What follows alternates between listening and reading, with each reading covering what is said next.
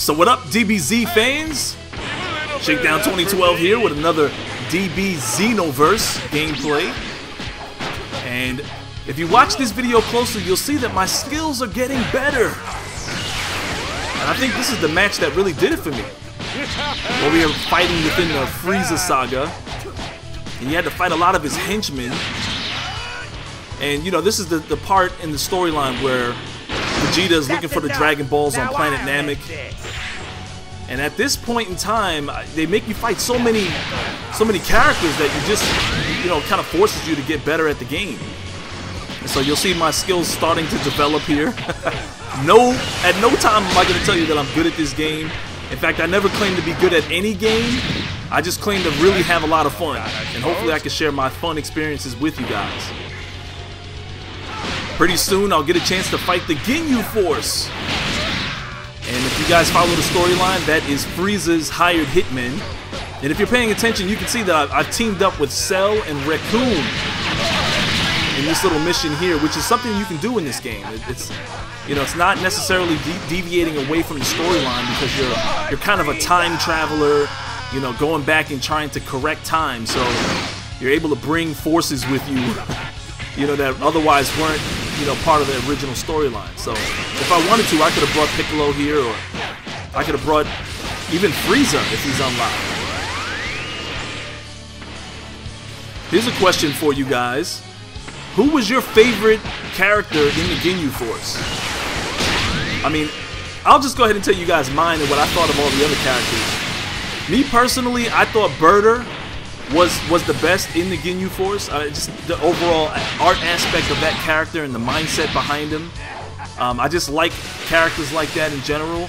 I mean, he has size and speed, and I always thought that was a real cool thing to have. I think they could have expanded on his character a little more, but to me, he was the most threatening of all the characters, you know, besides Captain Ginyu himself. And in a way, I kind of designed my own character around that aspect. I like size and speed. You know, and I think, you know, if you think about NBA 2K, I guess that's why a lot of people create those OP small forwards, because they want to have the, you know, combination of size and speed, even though it's not realistic in a basketball game. But in a cartoon, you know, Dragon Ball universe, you know, it would be pretty cool to have that. I always thought Cell was really cool. It's one of the reasons why I like Piccolo so much. Jace. I think Jace is a pretty whack character. I never liked Jace. I didn't like none of his special moves. I didn't like his voiceover. I just never liked the character design or the character model of that character.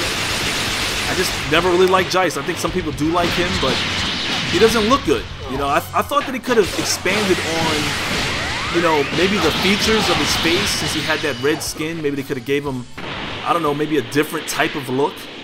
It almost seemed like the Japanese artists, whenever they make a human character, they almost all have the same features. When we all know that the human face comes in a million different forms and shapes and sizes, it'd be so great to see different phenotypes. But Jace just seemed like a wasted attempt, in my opinion. I'm Captain Ginyu of the Ginyu Here comes Force. Captain Ginyu and Birder. Hey, Birder! How about White Hurricane? That's how we like it. I actually developed Birder's move, or I unlocked Birder's finishing move, or his Hurricane move, and I don't know what it does. So maybe one of you guys can help me out with that in the comment section. I thought Raccoon was a cool character. I just thought he was funny. You know, if anything, he was real goofy. Kind of reminded me of Nappa, but at least Nappa wasn't as goofy. So look at this move by Birder. It doesn't seem to work very well.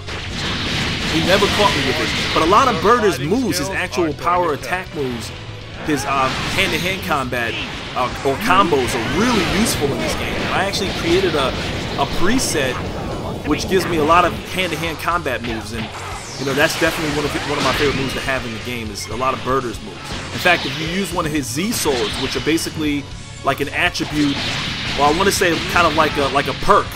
You know, you get to use that, or use his moves in combination with his Z-Soul, and then you can move extra fast and have extra strength with his powers and things like that. So he's a real cool character to use.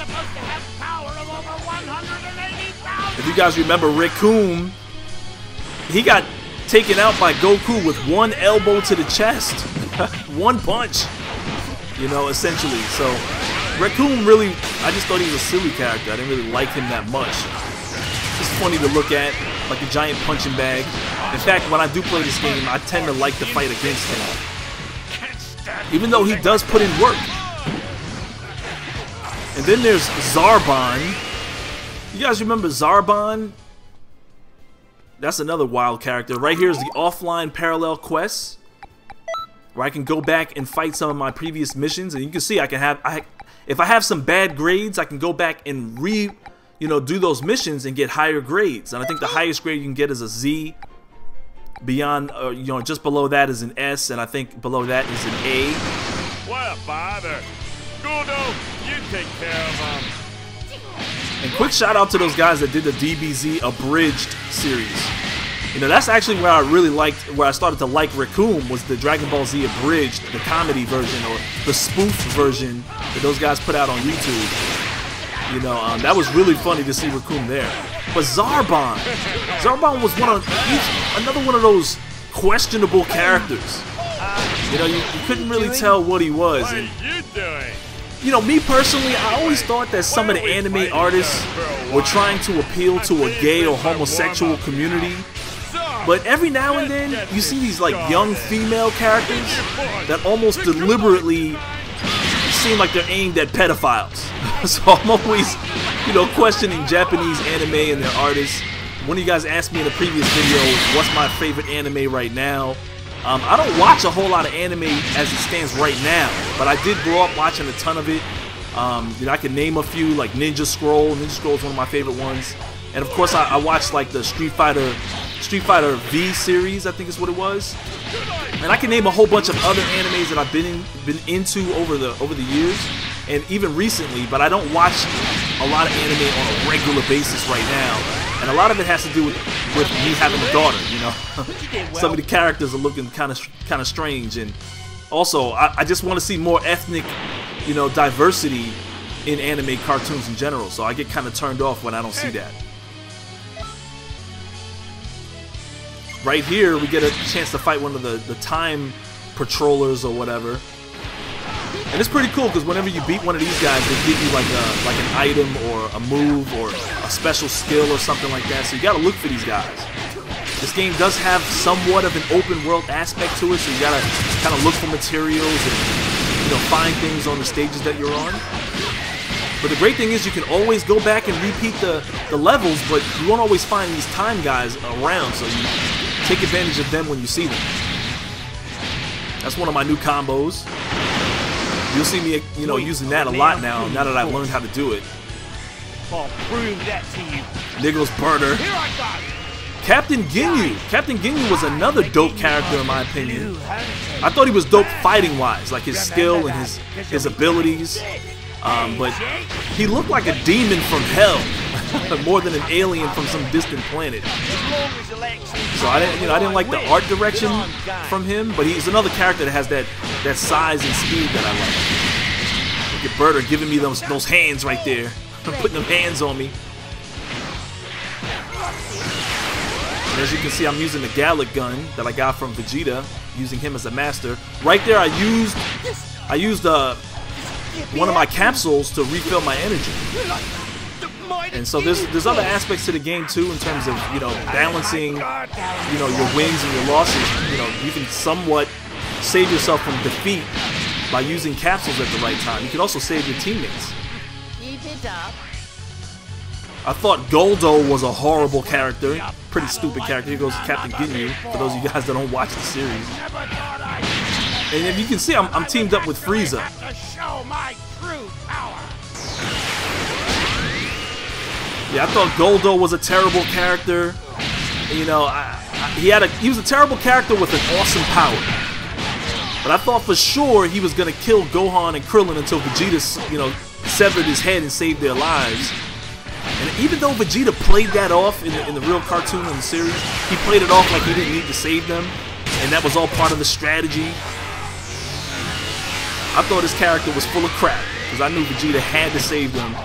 I just don't think Vegeta wanted to see all that potential, go to waste with the last of the Saiyans and Gohan. By the way, I heard Vegeta and Frieza call Piccolo a Namek many times, even though he's technically a Namekian. So that's why I referred to him, or referred to my character as a Namek, because, you know, they referred to Piccolo as a Namek, even though politically correct, he's a Namekian. So, anyway, it's your boy Shake. Hope you guys enjoyed the video. If you did, like, and if you're new to the channel, subscribe. And until next time, I'll holla at you dudes later.